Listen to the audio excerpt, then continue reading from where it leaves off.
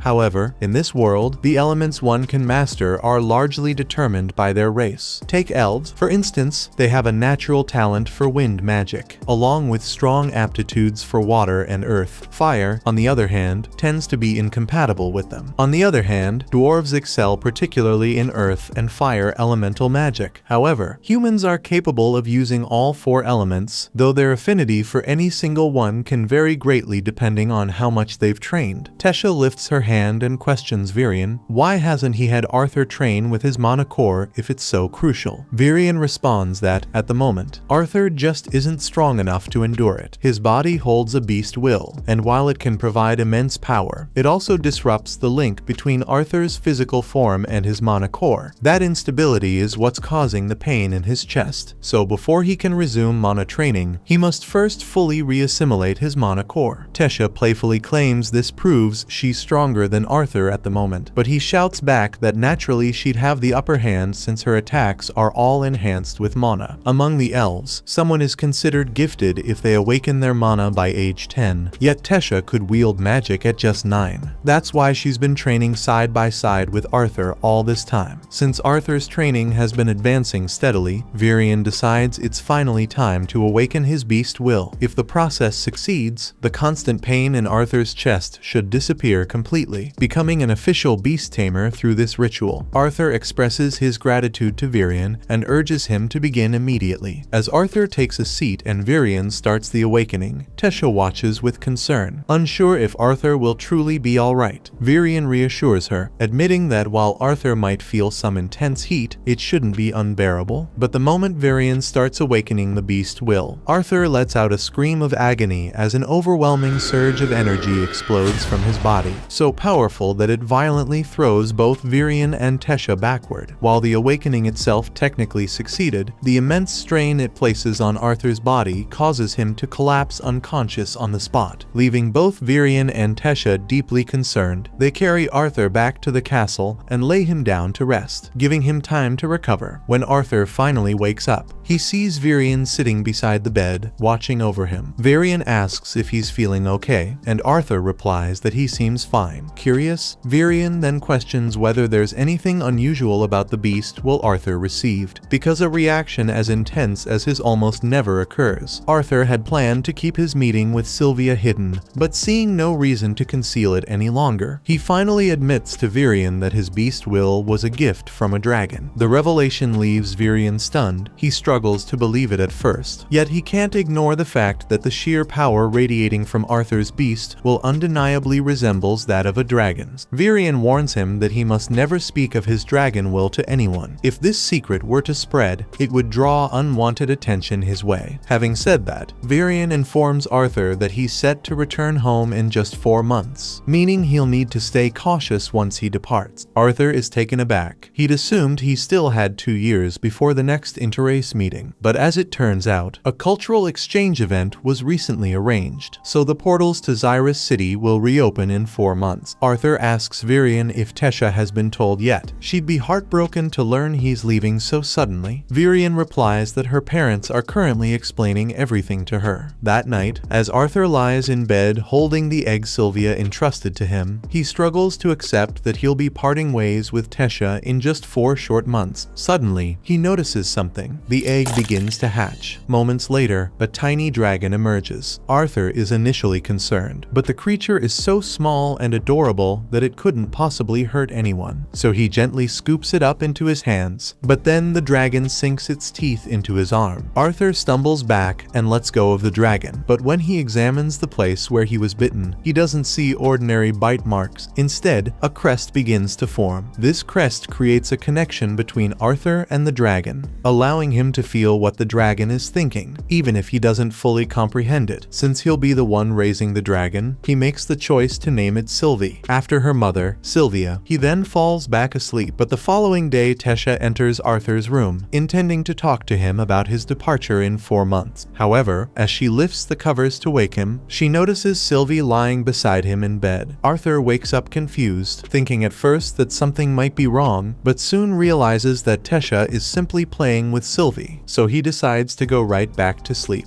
That same day, Arthur and Tesha head to the training grounds for their session with Virion, with Tesha doing her utmost to win Sylvie's affection. However, after nearly squeezing her too tightly earlier, Sylvie keeps her distance from Tesha. When they finally spot Virion, and the moment he notices Sylvie on Arthur's head, he almost has a heart attack, never having dreamed he'd witness a real dragon in his lifetime. As Tesha keeps playing with Sylvie, Arthur explains that Sylvie only hatched because of the beast will awaken awakening he experienced the day before. He worries that having Sylvie around could cause trouble. If people figured out she was a dragon, it would be disastrous, but Virion reassures him, saying there's no need to stress over it. Dragons are little more than legends these days, so nobody would ever guess Arthur's little companion is actually one. All he has to do is pass her off as some rare creature that simply resembles a dragon. Putting that aside, it's time for them to start today's training. Virion informs Arthur that now that he's awakened his beast will, he'll need to train both his beast core and mana core at the same time, and the most effective way to do that is through real combat experience. With that, Virion begins to transform. Once the transformation is complete, he announces that Arthur's training begins immediately. Arthur prepares for an attack, but Virion merely takes a single step forward and disappears. Arthur attempts to defend himself, but tracking Virion's movements proves impossible. He has no clue where the attack might come from. He senses Virion's presence lingering nearby, yet despite his best efforts, he can't detect even the slightest hint of his location. It's an incredible skill, but Arthur isn't eager to get pummeled just for a demonstration. Without hesitation, he throws his hands up in surrender. The moment he does, Virion materializes behind him and Arthur is frustrated because fighting him is just too unfair. Virion could have struck Arthur at any moment during that exchange, and Arthur still wouldn't have had the slightest idea where he was.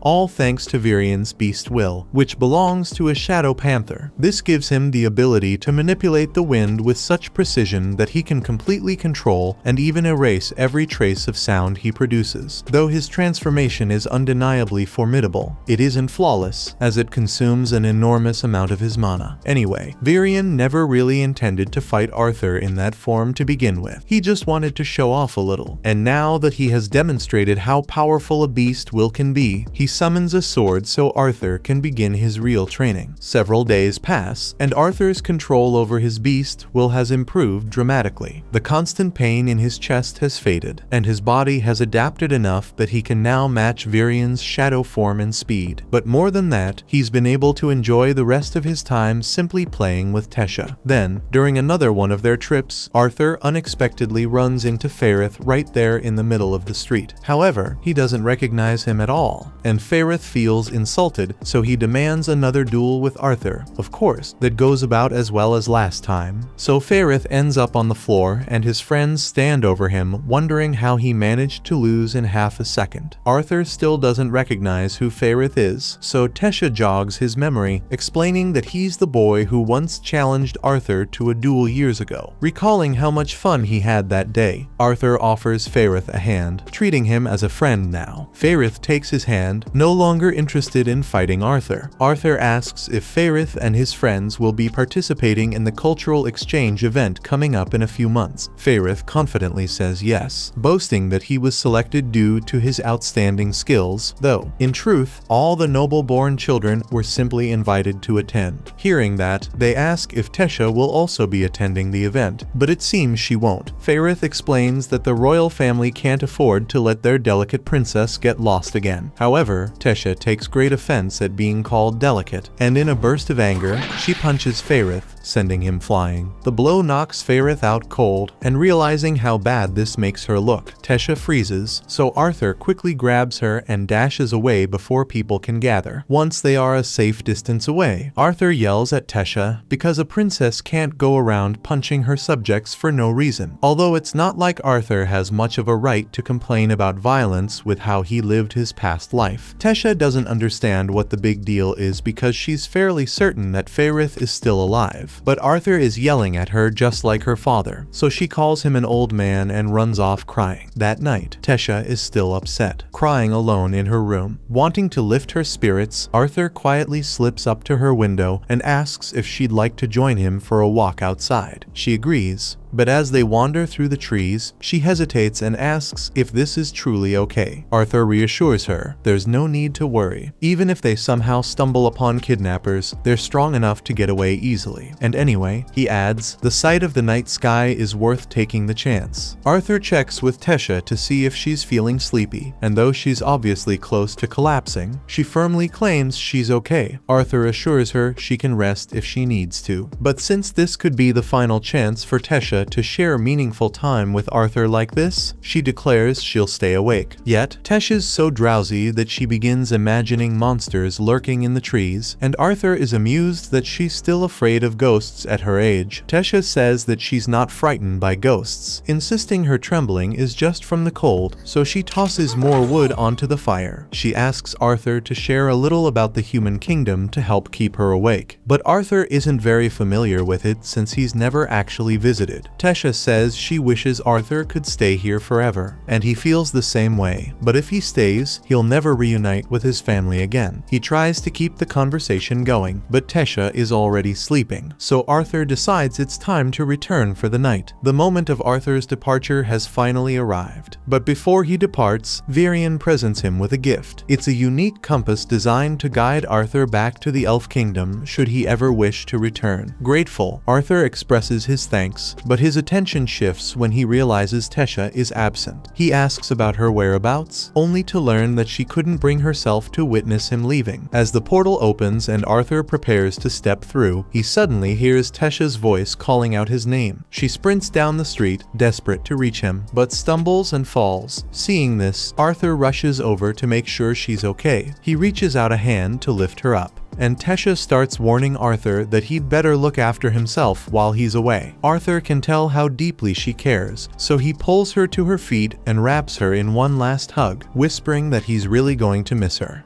Upon reaching the city of Xyrus, Arthur is reunited with his parents and discovers he now has a younger sister named Elena. For years, Alice and Reynold have been sharing stories about Arthur with her, so she's thrilled to finally meet him. Once they step inside, Alice quickly starts questioning Arthur about his well-being. The last time they spoke, he had mentioned feeling ill, so she's eager to find out if he has recovered. Arthur reassures her that he's fine and there's no need for concern, though he still has plenty to share. He then recounts everything that happened after being separated from his family, though he carefully omits any mention of meeting Sylvia or inheriting her beast will. Instead, he tells them about encountering Tesha and describes the time he spent in the Elf Kingdom while recovering from his illness. Alice questions whether he's truly okay, warning him that if his condition were to worsen again, they wouldn't be able to treat him here. Arthur, however, insists that won't happen. Since he can't reveal the truth about his beast will, he fabricates an explanation, claiming his illness was due to awakening too early, which destabilized his mana core. Though it bothers him to deceive his parents, Arthur knows it's necessary, until he grows strong enough to handle any potential dangers. Revealing everything would be too risky. At that moment, Reynold catches sight of Sylvie and asks Arthur about her origin. Arthur quickly fabricates a story, saying he discovered Sylvie inside a mana beast's cave. From that point on, he chose to take her in and made her his pet.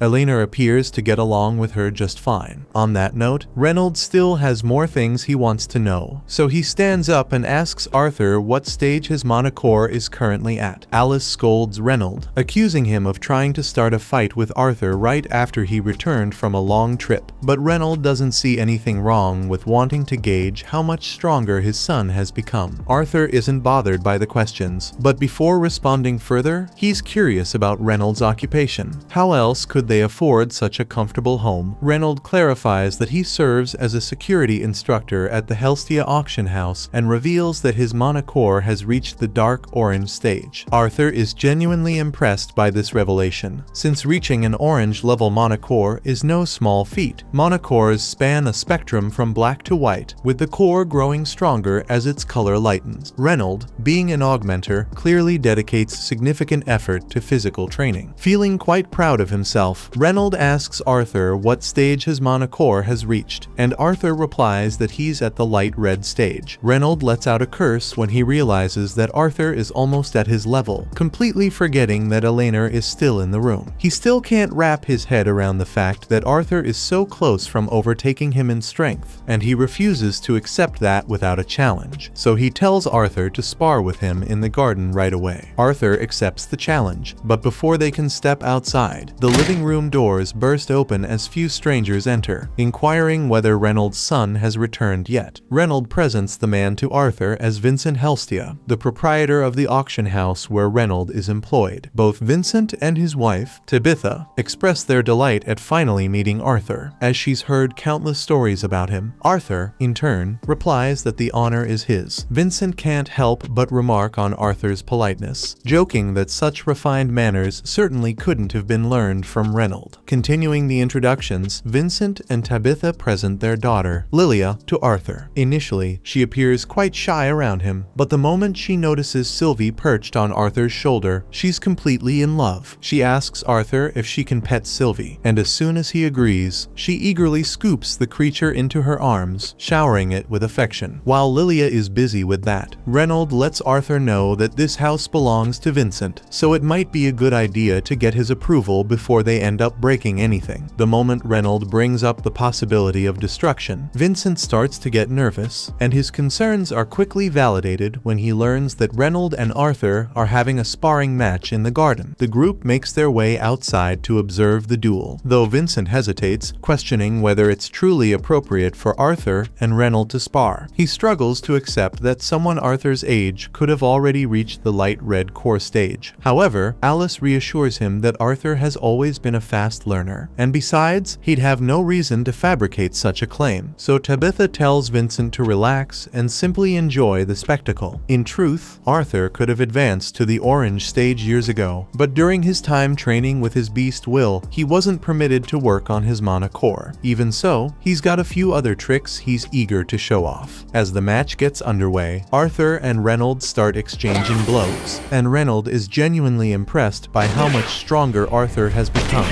though he still manages to overpower him when it comes to raw strength. Eventually, some space opens up between them, and Reynolds says he wants to take things up a level, igniting his hand in flames and telling Arthur he still has a chance to back out if he wants to. In this world, every mage possesses an elemental affinity, a type of mana they resonate with most naturally. While conjurers can effortlessly wield their aligned element, augmenters typically struggle to do the same. That said, there's a notable exception. Once an augmenter advances to a high enough level, they gain the ability to recognize their elemental compatibility and channel it to enhance their physical strikes. Reynolds has become much harder to handle after imbuing his body with fire magic.